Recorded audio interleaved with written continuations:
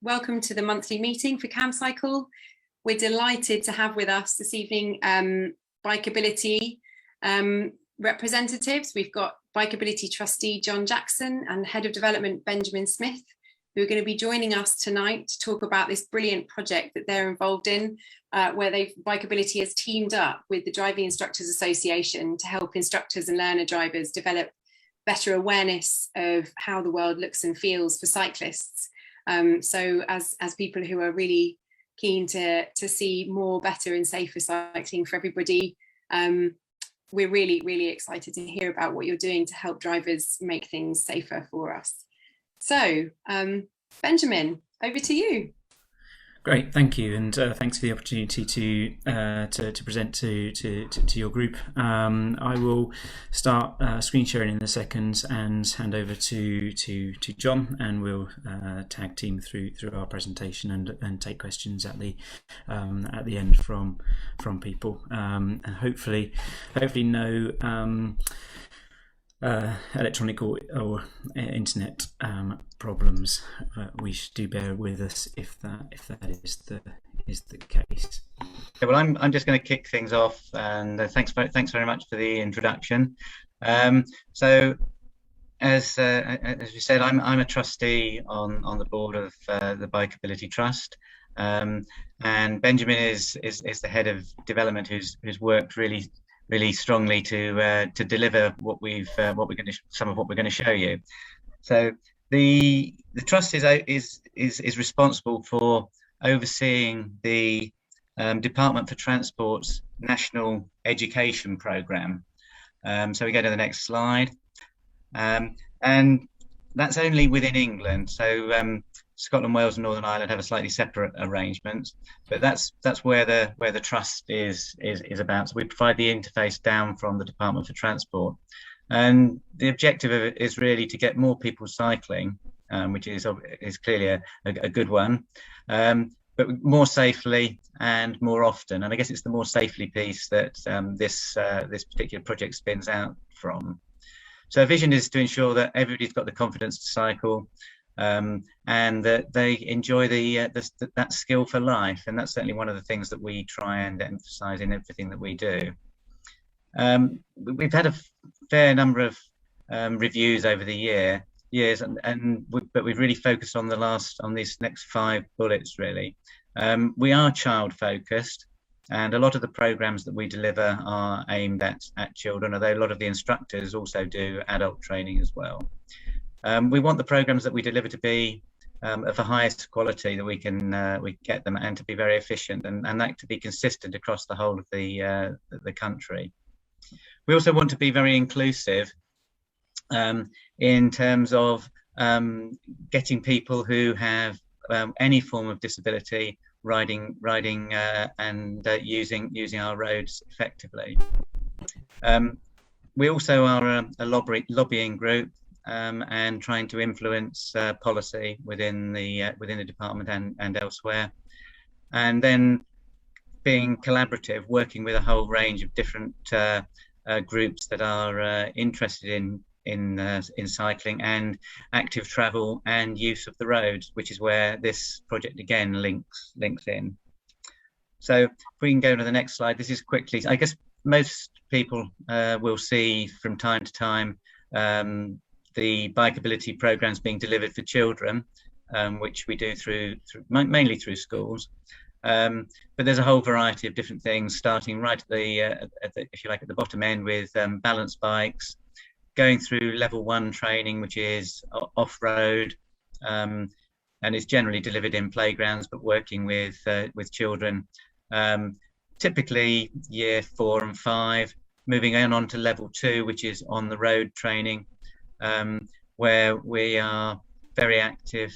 The children will typically get 6 hours worth of on-road training, and then level 3 is more complex situations, like dealing with roundabouts, multi-lane roads, roads that are over 30 miles an hour speed limit, and then the other pieces that are around those key modules are things that we have as add-ons, working with different organisations. to give you an idea of the reach that Bikeability has, in the last year we've delivered about 340,000 core courses. That'll be level 1, level 2, level 3, and the balance bikes courses, linking in afterwards, and then about 76,000 of other courses. So we are touching quite a large number of people, and that is primarily children in terms of all of those numbers. There are about 2,000 instructors throughout England, and they are associated with about 250 training providers who work across all of the counties. Some of them are county council providers, some of them are independent training organisations, and they have instructors linked to them who deliver the programmes. And really what we're trying to do is promote the benefits and maximise the impact that Bikeability has on all cyclists, and then linking into other road users. So that's where we're at. This project in particular goes back quite some time, and I don't know if Michael Frierson is on the call anywhere, but he kicked it off when he was working for the trust previously, but he left a few years ago, and Benjamin has really taken things forward with what we're going to show you. The aim of the project is to increase driving instructor and learner driver awareness of the behaviour that cyclists have on the road, and to understand why cyclists do certain things, but also to increase their understanding of the laws surrounding cycling. We ran some workshops going back a few years ago, and had driving instructors on these workshops, and it was quite surprising to us their lack of understanding of cycling behaviour. So, for example, why a cyclist might move into the centre of their lane, approaching a pinch point, rather than stay closer to the curb and being squeezed.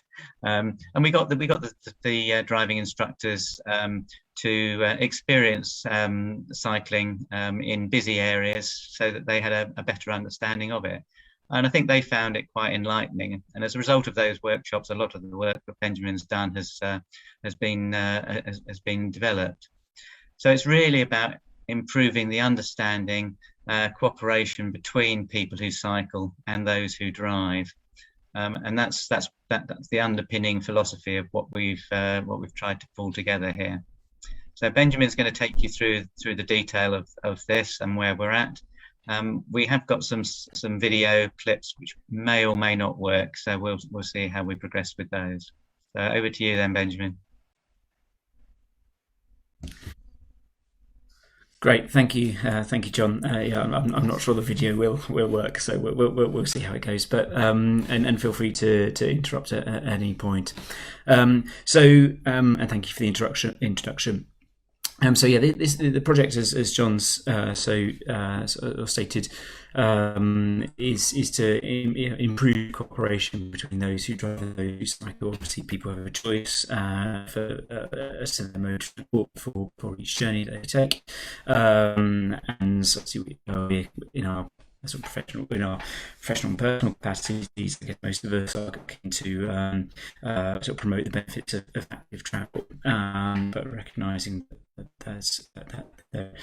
people are free to choose, and then we currently share the roads with people on all sorts of transport. But to give you a bit of an idea of where this project has come from, it was part of the Cycling and Walking Investment Strategy out in 2018 by the then Minister for Transport, Jesse Norman, sort of keen to provide driving instructors with training where there was a current or where training wasn't already existing, and the trust were engaged to deliver that, and the sort of groundwork was done by Michael Frierson, supported by David Dancy, who developed a lot of the workshops that John and worked through content with ADIs as And it's a very much collaborative piece of work. So if we've listed on the right hand side those, if my screen has changed, to those who've been involved in the working group. So obviously Department for Transport who funded it, and we've been supported by the DVSA who have created some resources for the training. The lots of acronyms as well, but the Driving Instructors Association supported us with a lot of the writing. We just want the tone to be sort of very, very neutral, and not condemning or accusing either cyclists or drivers. That was quite an important feature of the training, but that they were involved, as well as the other driving instructors associations, so the MSA and the NJC, and including the working group who were in the sounding board, were some other cycle training organisations such as British Cycling, Cycle Confident, and Cycling UK. So and that's that sort of hand-in-hand approach with driving instructors and cycling organisations was very important, and as I said, for the tone and to get that right, so that we could reach as many people as possible.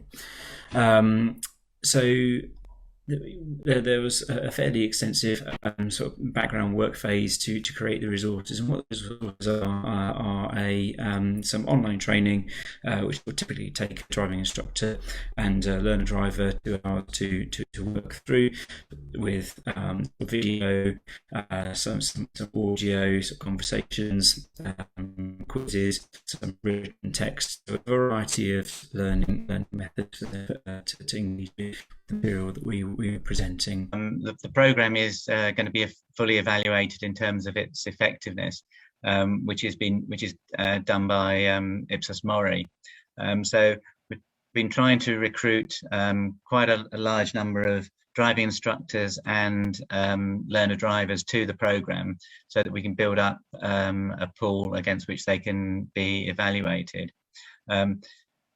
COVID has caused quite a number of issues with that, because there is a huge backlog. I think anybody who wants to try and get driving lessons will realise that it's very difficult. So we haven't had as large a take up as would have been liked between the Department for Transport, who set the target numbers. But there are enough at the moment. I think there's about 1,250 driving instructors who have signed up for it, and have been taking some of the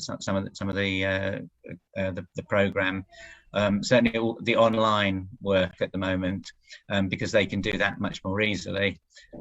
The hands-on coursework, which that they would also do, is by attending a workshop by one of the training providers, and those programs have been put on hold for the moment, until the driving instructors have a greater degree of time on their hands, and they can then attend workshops that the training providers will attend. That Benjamin's put a lot of time and effort into writing those courses, which is some classwork, understanding how people, cyclists and motorists, perceive each other, and then having the driving instructors going out and riding the roads and seeing what it's actually like firsthand.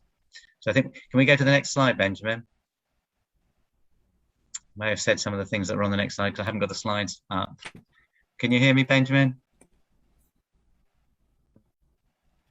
Is he there? If you hear me, I can hear you. Yeah, can you the next slide? Okay, so yeah, now. That's fine. Yeah. So the course content covers quite a lot of areas. This is the online front page that somebody would see coming into it. Its first section is about sharing the road.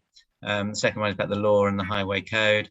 Then we're talking about much more detail about training and the national standards which exist for cycling. There hasn't previously been a strong link between national standards for cycling and for driving, and that's one of the things that's being worked on by the Department for Transport. so that when you go through a bikeability training session and a vehicle driving session, there are clear linkages between the elements of them. And then driving with cycle riders is another separate issue. Each of the sections is very interactive, with some examples of what best practice is from both sides, both driving and cycling, with a quiz, question and answer at the end of each section.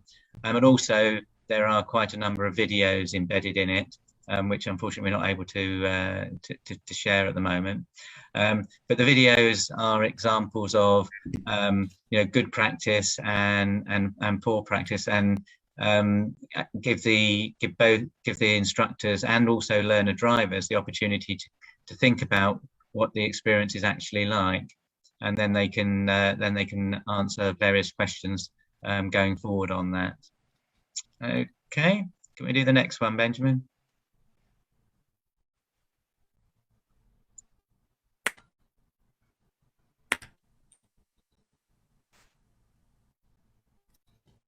Just takes a little while to load up. Good. Hopefully you can hear me. I've moved on to the future slide, John. Yeah. Okay. So the slides and the videos themselves look at cycling, as you just saw on that bit of the video clip, for example, cycling in cycle lanes, and also roads without cycle lanes, and when there's a dotted cycle lane and a solid or segregated cycle lane. So it tries to cover a variety of different scenarios for people, also looking at close passes, looking at the visibility of cyclists to motorists, and vice versa in terms of road positioning, which is an important factor to consider with all of this. So the future is quite dependent on obviously getting enough people recruited, both the learner drivers as well as the driving instructors. We want to understand their perception of things now, then put them through the workshops, and then see if the perception of either side, either of the drivers and the learner drivers, has changed as a result of it, and then look to see what they might do differently as driving instructors when they're working with their students, in terms of how they instruct around anything to do with the cyclist. So we've got the potential rollout to all members of the associated driving instructors in the future, which would be absolutely brilliant, and then to all learner drivers, which would be great. And that obviously depends on the success of the perception testing and the changes in behaviour and perception that they would both have after they'd done the courses. We're also looking at how it would help with the rollout of the highway code updates that coming through as a result of the active travel initiatives. Those are clearly quite significant for cyclists. I'm sure a lot of cyclists would like them to go further. And I know that Camcycle input quite a lot to the consultation documents, as did the Trust. And I think it's there have been certainly some significant improvements that have come forward, but what we now really want to try and do is find a good mechanism for communicating those through the driving instructors into their learner drivers. So the developing of the materials has been impacted by COVID, obviously. We'll just skip over that. Obviously the instructor backlog has been an issue. Moving it forward, the impact of COVID's had an issue on the funding and the timing of the funding, and also any publicity that has been a bit sidetracked by everything else that's going on. But we hope that the pilot that Benjamin's put together and worked really hard on will have some significant impact and can get funded going forward for the benefit of everybody. So that's pretty much where we're at. We're sorry we couldn't share a couple of the video clips with you. Happy to take any questions that you might have, and we're also happy if you want to email us any questions or thoughts outside of the session. If you do so, could you copy somebody in at Camcycle, and we would then do likewise on our responses. Okay, thanks very much for that, Benjamin and John. So, I mean, obviously brilliant in principle that the scheme is now up and running. And we caught a sense from Benjamin about how long it's been in the making as well, and for how long we've been trying to sort of influence policy and so on in relation to making things safer on the roads for drivers and cyclists and all the road users, not just bike training, but being conscious of everybody who's on the road. So if I dare ask, in regards to sort of lobbying and influencing policy, what position, if at all, does the Trust hold regarding the conflict between cyclists and drivers? Can you say anything about that at all? Yeah, I mean, as far as we are clearly a pro cycling organisation, but one of the ways we are looking, hopefully, to try and reduce the conflict that exists, and bearing in mind that most cyclists are drivers, and most drivers are also cyclists. We want to try and remove the conflict that exists, and try and do that in a very neutral way by working with organisations like the Driving Industry Association to bring about a change in the perception that cyclists have of motorists and motorists have of cyclists, and hopefully that will enable everybody to be actively using the roads in a much more friendly and collaborative way. I don't know if Benjamin can, if his microphone's working, if he wants to add anything to that. Excellent. No, not a huge amount to add to that. I mean, our sort of role at the Trust is very, very training focused, and it's to try and give everybody the opportunity to experience what it's like to cycle to the national standard, sort of children, adults, and influence wherever we can. And I think, as I said during the presentation, not to sort of condemn anyone obviously for their choice, their mode of transport, recognising the values of everything, but obviously recognising where active travel has such a massive part to play for I guess for all the reasons that we're all involved in this world. Yeah.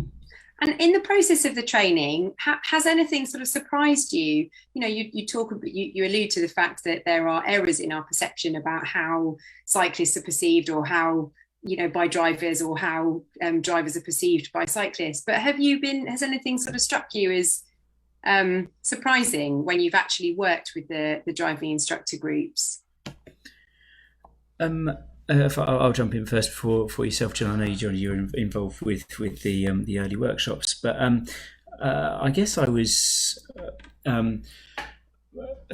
most surprised by sort of almost accurate knowledge of the highway code, of sort of national standard for cycling.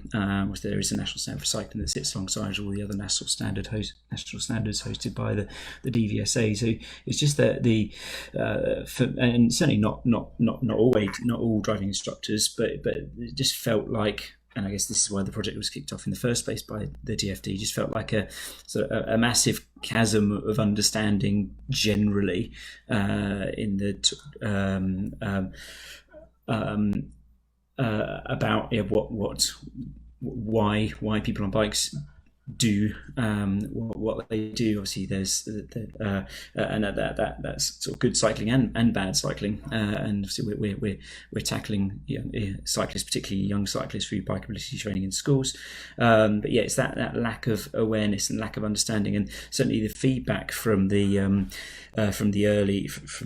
trials that John was involved with the when the course was being written, sort of reflected that, I think. Where driving instructors sort of almost freely admitted how much they had learned, and how enjoyable, actually, certainly for the practical training, that they actually very, very much enjoyed getting on a bike, being in that environment, and began to sort of consider sort of applying that in their personal lives as well, which is a fantastic win. But I guess was surprising from a road safety professional's point of view, that almost those questions hadn't been asked already. Mm-hmm. I can sort of link this into, there's a couple of questions that have come up, and I can try and link these two. I'm just jumping around. There's a question which is, what can we best do individually to reduce the conflict between drivers and cyclists, and to reduce the conflict between cyclists and pedestrians on shared paths? I think it almost, I think a lot of conflict comes in life through lack of shared understanding, and an understanding of other people's priorities and reasons for doing things, and that came out clearly in the workshops with the driving instructors early on. They'd done relatively little continuous professional development, and hadn't really thought much about some of the other road users. And I think you can become blinkered over what you're doing, because their end objective is to get somebody through a driving test, and there are lots of things that sort of surround that, which you sometimes become peripheral. So I think that was a big learn for them. And in terms of the conflict you get between just drivers and cyclists, it is about understanding. I think it's about being polite to people. When somebody waits behind you and then passes you, and giving you plenty of room, always thanking them for doing it. If somebody holds a door out to you in a shop for you, you generally say thank you to them. So it's similar sorts of things as that. Sometimes it's very difficult, and it is difficult if somebody close passes you. But I think that maintaining those sorts of standards, which are now embedded more in the highway code and much more clearly, if they are communicated effectively. And I think that's one of the big issues that I have is, who, once they pass their driving test, ever looks at the highway code, even though there is a requirement to do so. So I think that's there. And I think the same sort of thing is between cyclists and pedestrians on shared use paths. I don't personally like shared use paths that much, but they exist in plenty of locations. So I think that it is about respecting other users and acknowledging their existence and giving them space, both as a cyclist and as a pedestrian. Yeah, thanks for that, John. I'm going to pause you there because I'm aware that Benjamin may have to leave us now. Yeah. Thank you. Yes, I was about to jump in, but no, it's been a pleasure to be on, and thank you for bearing with me with again the internet issues. I do apologise. That's okay. We've all lived through now, a year and a half of this, so I think everybody's aware that these things just happen sometimes. But thanks so much for the slides and for your input behind the scenes as well as this evening. Thank you very much for joining us, and feel free to. disappear when you need to. Thank you. I'm going to have to dash now. But any questions for us at the Trust? Very happy to set up. My email was on the end of the slides, and happy for those to be shared with meeting notes if people wanted to sort of feedback or ask any further questions. Thank you very much. We'll make sure that those go in the feed on Facebook. Thank you, Benjamin. Great. Have a fantastic evening. Thank you. Cheers, Benjamin. John, I wonder if I could just pick up on something you were just talking about with this, the mutual awareness, and you're obviously very involved in the cycle training. To what extent do you think that your experience of doing this work with the Driving Association of Driving Instructors might feed back into the training that you're providing for younger cyclists and developing road users? I think one of the things that we're keen to have happen, and the Department for Transport is also keen to have, is that the standards, that the national standards are married together, so that both new drivers coming through the system and cyclists are working to the same standards of road use, and I think that will help a lot. Clearly, I think the much wider issue is educating those people who are not either learning to drive now or are not new drivers but have been driving for many years, and that is a challenge that the highway code to some extent is trying to exist, but to address, but the publicity and negative publicity that gets in some of the media doesn't always help us to achieve that, I think. There is some great, there are some lovely though adverts coming through in, of course, the next generation of cyclists who are being trained by you. And we've got a really lovely comment from Tom saying thank you very much for the presentation, and stating that Bikeability is a fantastic course. My son thoroughly enjoyed his Year 5 sessions last term, and getting those skills to new drivers is great. And any thoughts from you then about how these things could be delivered to existing drivers? You've already mentioned that that's really tricky. Any thoughts about how that could happen? Well, I think the simple answer is it sort of lays, the responsibility lies with the Department for Transport, and then that's going to come down into funding, that if we can show that this initiative with the driving instructors is very positive, with the active travel policy that's coming through from the government, we would hope that this project would be funded going further forward, and then that can be spun out into other things. The most obvious way is through computer-based learning, which is easy to access. I think as Tom said, it's people have got to willingly go onto it. I don't think there's going to be any mandating that happens, but if things can be made much more interesting for people to do, much more engaging, then hopefully they will go and do it of their own volition, and then that widens things out. And that leads me on to another question that's come through, which is about how do you encourage people to do it?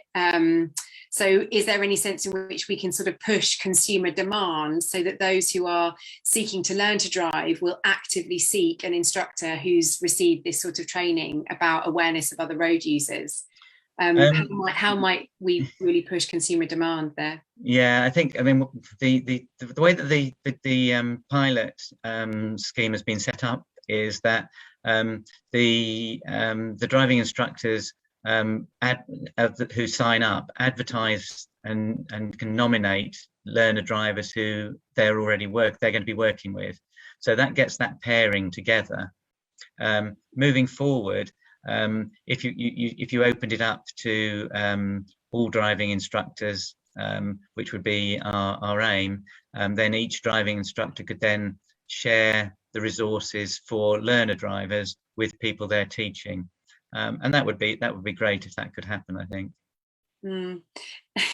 You're clearly inspiring people. There's a lovely comment from somebody saying, I'm an existing driver who needs to update my Australian license. In fact, I wonder if this is Roxanne, to a British one, and therefore take the tests. And hopefully I can have the new type of training as part of the process. So here we go. You know, obviously what you're doing is inspiring people who are already drivers to go and do a bit more. Well, that would be great. Yeah, and presumably I put your email addresses into the Facebook chat feed for people to access if they would like to. But how do people go about finding out about your course? Because if they go on the Bikeability site, is there some sort of link there to how people find you if they want to take the test? In terms of, I mean, the pilot study is being driven primarily through the Driving Instructors Association, and they're pushing and will be trying to advertise it much more positively over the next few months. Again, having got the initial group coming through, they'll be pushing it again to try and get more driving instructors signed up. And then hopefully we'll get some of their learner drivers coming through afterwards. So it may well then, for those of us who've already got driving licenses, it may well be a case of sort of lobbying to say, look, we're interested, and then see where that takes it. I think that's very much the case. Yeah. You know, if we can do it, then that would be brilliant, and get more drivers you know, understanding the issues that both cyclists and motorists face. That would be great. Yeah. There's a question from John M, wondering if cycle awareness is raised at speed awareness courses, and which strikes me as a really good question for anybody who's done a speed awareness course. I'm not sure that cycle awareness is part of speed awareness, but I wonder to what extent that's been explored, that these sort of existing courses could start to, you know, the idea could start to infiltrate some of the pre-existing infrastructure around educating drivers. Yeah, I'm not aware that it is specifically covered there. I'd like to see it being covered. I think some of the police authorities, where they have been very strong on the closed pass initiative, may well include some of it. But it varies across the country, depending on the police authority, what their actual position is. And certainly, one of the things that with the Highway Code consultation, we wanted some changes of wording, because it's the 1.5 meter guideline is there in terms of the close pass. We were pushing for that to be made clear that 1.5 meters was at 30 miles an hour. Now, I'd like to see it wider at 30 miles an hour, but if the 1.5 meters at 30 miles an hour compared to 1.5 meters at somebody doing over 40, which might be in a 30 mile an hour zone or might be in a 40 zone, is quite different in terms of the experience that you as a cyclist have. And I think things like that do need to be followed through. Certainly where they've done the close pass initiative work, the education that the police officers have given to motorists has been very positive. And I think it's been quite positively received, and they hadn't realised the impact that they were having on cyclists. And Roxanne's pointing out as well that we encouraged some local police to have bikeability training, and they found it very enlightening. Yeah. You know, kind of, oh, this is why cyclists do that, and so on. But sadly, we haven't seen that translated into any ongoing close pass operations.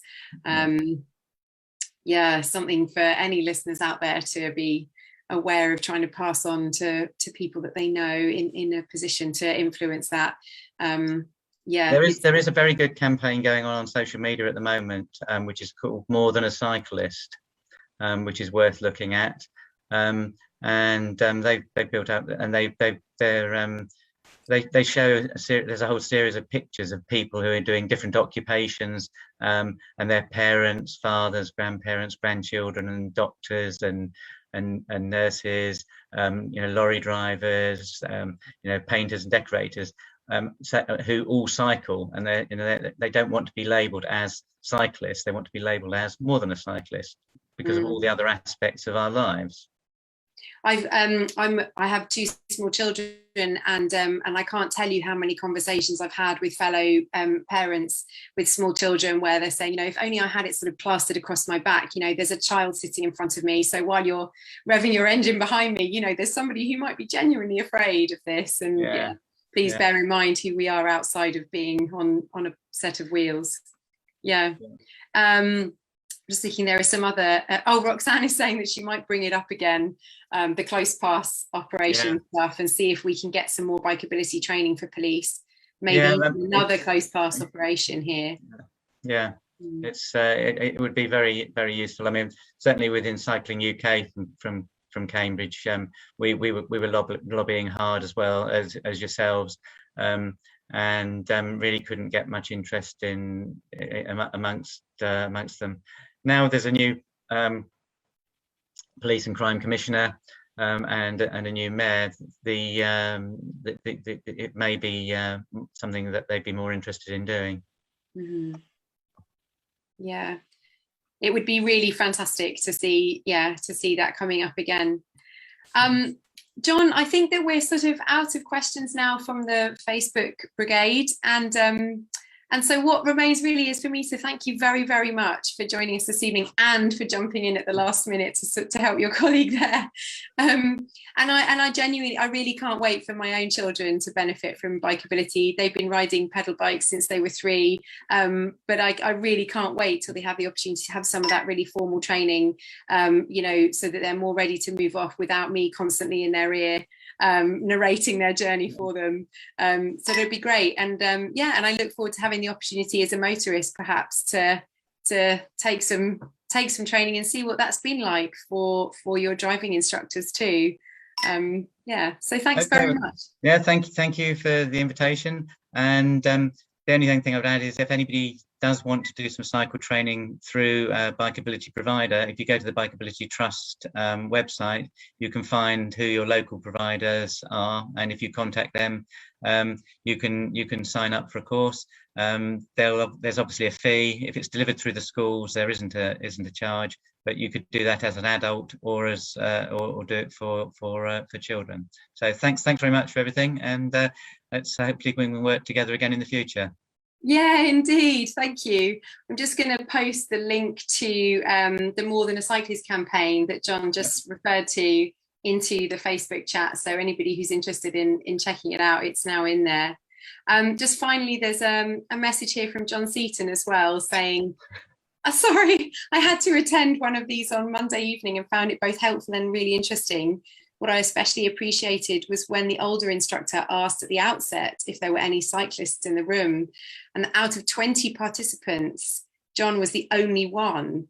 But it meant that he got asked a number of times in a respectful, almost differential way, how I wished cars to behave around him when he was on his bike. Can you imagine being asked that? How would you like the cars around you to be behaving just now? Yeah. He says as well, over the whole course, bikes were spoken about as something that needed to be accommodated, as if they belonged on the road and were not there as some sort of obstacle to be overcome. And that's a really important shift, isn't it? Yeah. No, that's great to hear that is happening now. Then, so that's fantastic. So, it's just a bit of a shame that you have to go on a speed awareness course to get to do it in the first place. No, John has posted a disclaimer actually saying it wasn't me; it was in a magazine. That he's okay. I'll let him off then. next time I see him. Yeah. Okay, John, thanks ever so much for your time this evening. Once again, really appreciate it. And thanks so much for all the work that you're doing to make cycling safer for everybody. Thank you. Okay, thanks very much. Thank you. Cheers. Okay, so everybody, we had, according to plan this evening, we would have invited our lovely Anna to come and give a campaign roundup for the evening and remind everybody what's going on and how they might want to proceed with things. It looks as though she's just joined us. However, I do know that Anna's been delayed this evening for some unexpected reasons. So I'm not sure how ready she's feeling to deliver the campaign update this evening. Anna, can we hear from you? Yes, I've had a bit of a long day of Zoom followed by a domestic disaster, so I'm not like, we'll see how we go. But I'm ready to speak to everybody. It's really nice to see people virtually. I know you're out there, so I will try and sum up some of the many things that are going on campaign-wise at the moment. Fantastic. Well, Anna, it's really good to see you all in one piece. And remember that we're here as backup should any more domestic things happen. Cool. So here we are, September meeting. Right, let's have a look at some of the issues at the moment. So here we are. This is really important. So the active travel schemes part 2 is still out for consultation. The consultation was extended to give people a bit more time after the summer holidays. And they're the kind of next stage schemes of from the emergency active travel fund, which came out of the pandemic from the government. So the first phase within Cambridgeshire, we saw some modal filters and a few pop-up lanes. There was a pop-up lane in Peterborough, for example. And now this is looking at where next to roll out and do some experiments. And so these are some visuals of how some of these experiments might look. There's Coldham's Lane. Should we have a bus gate there, a sort of filter? Down the bottom is Church Street in Chesterton. Then on the bottom right is Arbury Road. I know the residents there, many people in that local area are really keen to have a filter there to create a new safe cycle route, particularly for children going to the schools in that area. And then the top one is Rustat Road. And again, that's a very key one for some of the children going to the local schools. So please use the short link here, tinyurl.com/activecams. Go and have a look at the schemes on there and please share your views. Really important to do that before the 15th of September because we need to show local authorities the strength of support for some of these schemes. And we've also, quite short notice, kind of produced a North Cambridge cycling news because we particularly want to encourage people to support the Arbury Road filter. There's a picture here of Carlisle Road on the front of this news sheet. That's had a lot of support from local residents. It's been really, people have found it a much safer route, much nicer environment, and we want to extend that to more areas within North Cambridge, create more routes. And one of the interesting things about Carlisle Road, so the results of the consultation, which was at the end of last year, have come out. And that one, it's interesting to see the level of cycling on that route is almost now equaling, say, the Riverside Bridge, a really popular route like that. And it just shows you that some of these little roads, you know, that might not feel like part of the cycle network, but actually that they are really important and link up with a lot of the existing network. And also another interesting thing actually about Carlisle Road is that had majority support from delivery drivers. So it's really not just people walking and cycling. It makes it a nicer place for everyone. And really a lot of people, even though they can rat run, actually they believe that it is right to keep residential streets like this for residents and for safe walking and cycling and to direct traffic onto the roads that are more suitable for motor traffic. So yeah, following on, so that, like I was saying, the results of the first phase of active travel schemes are out, and that was Newtown, Stories Way, Carlisle Road, Nightingale Avenue and Luard Road, and all of these have majority support. They're all recommended by officers to be made permanent and improved with better planters or whatever residents in those areas feel is the best solution. Apart from this one, Luard Road, due to some concerns over delays to traffic on Long Road. And there's not really enough evidence about this.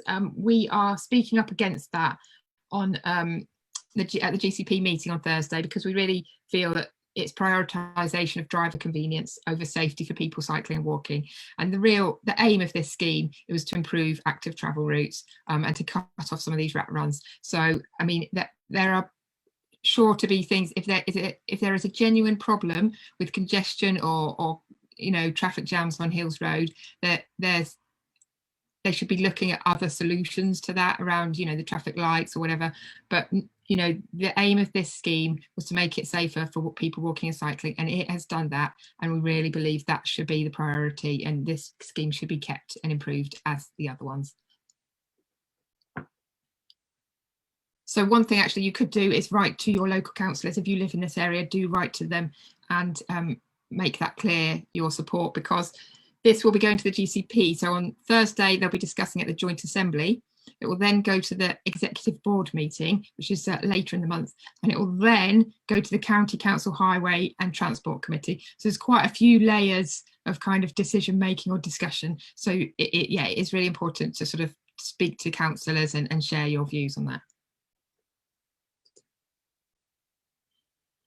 Right, this is another thing from the GCP meeting on Thursday. So the papers were published at the end of last month. And this link at the top here, the tiny URL link, that goes to the papers if you want to find out more. So the main item on the agenda is city access. Now, I went to a lot of meetings last month or the last couple of months, and every council meeting, whichever council, people would say, oh, well, you know, we could do this, we could do that, but we need to get the city access scheme sorted out. And, you know, it's kind of like this magical unicorn of city access will solve everything. Well, I can say that the proposals in these papers are thoroughly underwhelming. There's raised more questions than they answer, really. The proposal is for a package to improve bus services, which includes sort of doubling the number of buses, really improving them, improving links for villages and improving the frequency of buses and making them cheaper. So it could be, for example, a flat rate of about £1 around the city, that sort of level. But there's a lot of questions like what's going to happen to all those buses in the city centre? How is it going to be managed? There's quite a lot of questions of how that works. How is space going to be freed up for those buses? That's a bit vague. So then we've also got the funding of the expansion of the Cycling Plus network, which that went out for consultation a few weeks ago. And the picture on the right shows some of the schemes that were on there. But again, there's a kind of a bit of a gap in the city centre. What's going on there? What, you know, all these cyclists and buses coming into the city centre, pedestrians, how is that all going to be managed? It's still quite a big question mark. And then finally, we have the managing road space in Cambridge. So it says proposals which prioritise road space for sustainable and active transport, but actually some of the proposals which were around modal filters or expanding the core traffic scheme, so more bus gates, they seem to have disappeared, and I'm not quite sure why. I'm not quite sure what's happening to that and what is the overall plan. So there's the second bullet point. It says measures that provide an ongoing funding source for this sustainable transport, so e.g. parking or road charge. So congestion charging could be back on the table, maybe some parking restrictions. I don't know if workplace parking levy is still on the table. You know, it's very vague, and the GCP really are talking about going out to 2 more rounds of consultation. Nothing's going to happen until 2023. And we just think that's too slow, it's too vague, it's not clear for people living in and around Cambridge how this is all going to work. So yeah, we are asking some questions on Thursday at the GCP Joint Assembly, and hopefully we get some answers.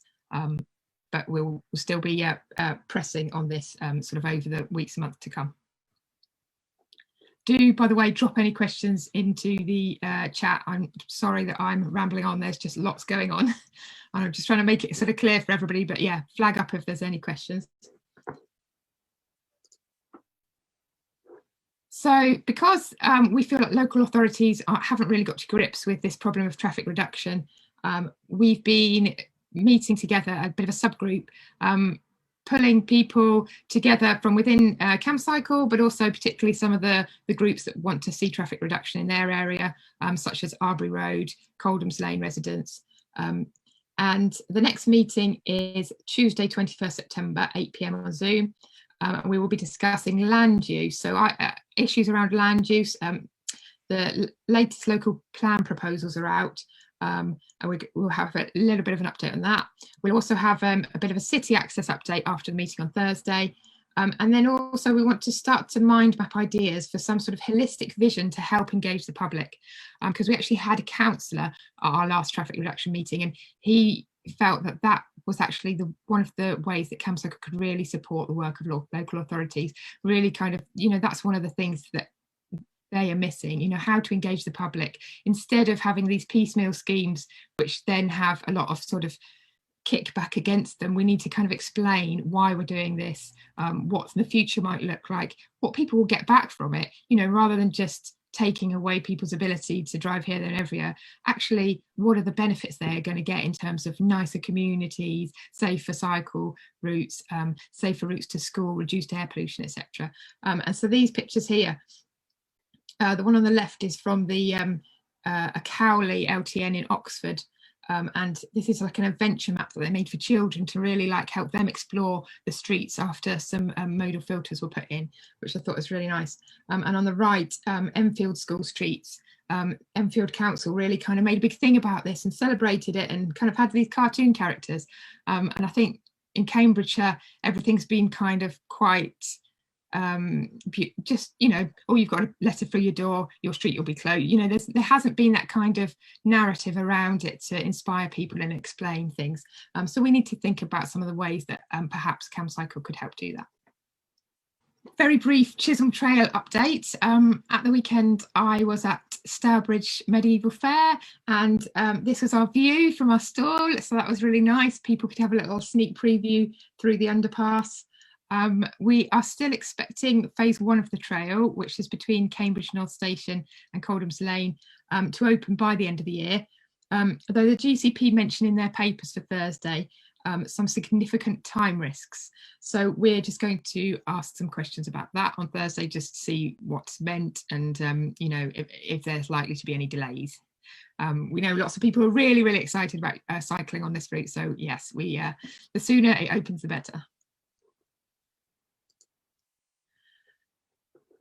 This is a big thank you to Cambridge Design Partnership, who have donated £5,000 to Camcycle's work to support our Spaces to Breathe and Zero Carbon Streets campaigns, and that was part of their 25th anniversary celebrations. And these pictures here, they are a company that really do support cycling to work. They really get involved in Cycle to Work Day, so this is them doing a sort of guided cycle to work and a cycling breakfast. Yeah, we are really, really grateful for this donation. This will make a big difference to our work. And you can read a bit more about that at camcycle.org.uk/supporters.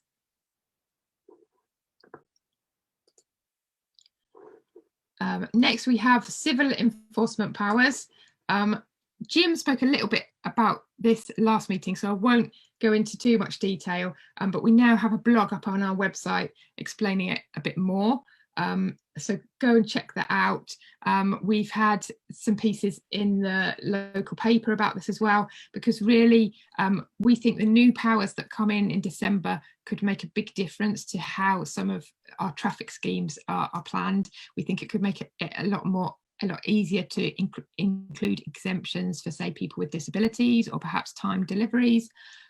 It could make it a lot easier to enforce school streets. And so, yeah, we are really trying to encourage our local councils to take these powers on. And at the moment, only Cambridge City currently has civil enforcement powers, but South Cambridgeshire, Fenland and Huntingdonshire are going to apply for them. And they were actually discussing that today at the Highways and Transport Committee, and I haven't seen what came out of that meeting. So I can't update you on that. I don't know if anybody else knows anymore, but yeah, we are really trying to follow this and encourage all our local councils to do this. And it's also not just about urban things or filters in urban areas. There's an article in our spring magazine, I think it was, that Jim's explained how it could be used to put in restrictions for HGVs, say going through villages, things like that. So it really could benefit both urban and rural areas, and yeah, this is why this is an important campaign for us at the moment.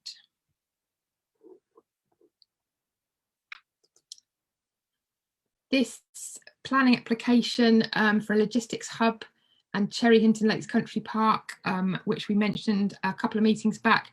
I just wanted to say a quick update. That application has actually been withdrawn at the moment, but we do think it's likely to come back. So it's another one to sort of keep an eye on. And finally, our latest magazine. This is not out yet. I'm really sorry. It is coming soon. We are running behind schedule just because of the high volume of campaigning work we've had to concentrate on during the summer. Also fitted around all our holidays and bits and pieces.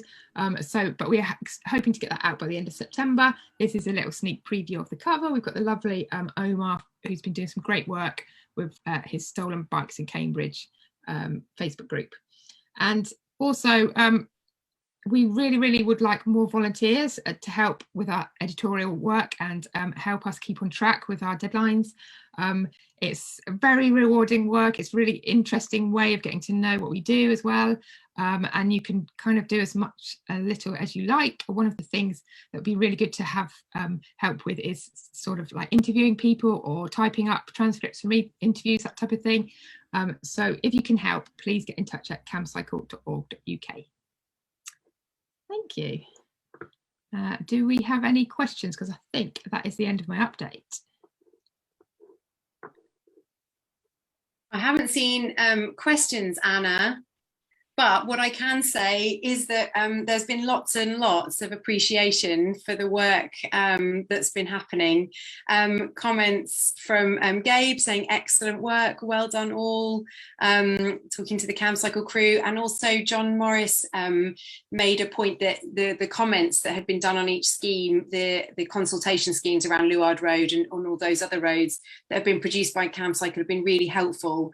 And he was asking who needed thanking for producing the analysis of each scheme, and as Roxanne pointed out, it was a collaborative effort, lots of contributors in the mix, but in particular thanks to Matt Danish and yourself for all the work that you did on the analysis for that. So yeah, great, lots of appreciation coming in from everybody, and thanks for the brilliant update, Anna, really appreciated. I can just see a few things in Facebook. So John asks, traffic reduction schemes, can this be extended to include Huntingdonshire, for example, St Ives and the God Manchester Town Bridge? Definitely come along. We are, I mean, it does tend to be a bit focused on Cambridge at the moment, but to be honest, I don't see any reason why other urban centres can't feed into that. We have the same issues around engaging the public, around kind of dismissing the myths and explaining them. So yeah, absolutely. We will publicise that a bit more widely. And John also says Huntingdonshire District Council has set up a budget to introduce civil enforcement powers from April 2023, which has been approved by members and takes 2 years to set up. And Gabrielle says South Cams are not as ready as Fenland and Huntingdonshire, so they might go, two later councils might go ahead sooner. And just an update for those who live in East Cams, my understanding is that the East Cams District Council are a bit reluctant to apply for these powers because it might mean that they have to change some of their current parking. Yeah, they have a lot of free parking, for example, and they think they would not be able to keep that free parking if they went for these civil enforcement powers. So at the moment, they have chosen to keep the free parking over going for the powers, which would make things safer for people cycling and walking, but we will see if that may change in the future. Oh yeah, Bill's also said we had a win on the A14 bridge barriers. I think we mentioned that at the meeting last week, and we still have one of the barriers has disappeared, but we have a feeling that may not be official. So we are just waiting to meet with County Council to work out the appropriate bollards that will replace the other barriers. And Gabrielle says he might win about 2 barriers in Milton as well, which is great news. That's really good. I've personally been annoyed by those barriers with my small children recently. And yeah, I think that is everything. So if I'll just go to the last slide. Thank you very much for joining us. It's been really brilliant. Apologies for our various technical difficulties, audio difficulties, and Rosie, can you remind me who is speaking at the next meeting? I can. Just before I do so though, can I say, along with thanks for joining us, can I say special thanks to Ricardo from Santiago de Chile, who joined us this evening, and also Ratna Shrestha, I'm sorry, I know I would have pronounced that wrongly, but who joined us from the Nepal cycling group. So really exciting to have you joining us from so far flung. So at our next meeting, we have Julia Sang and Paul Connolly, who are going to be talking to us about playing out. So we're very excited to be welcoming them to our next meeting in October. Great, and that's it. That is the end of the September meeting. Thank you for joining us all, and we will see you next month. Bye. Thanks, bye.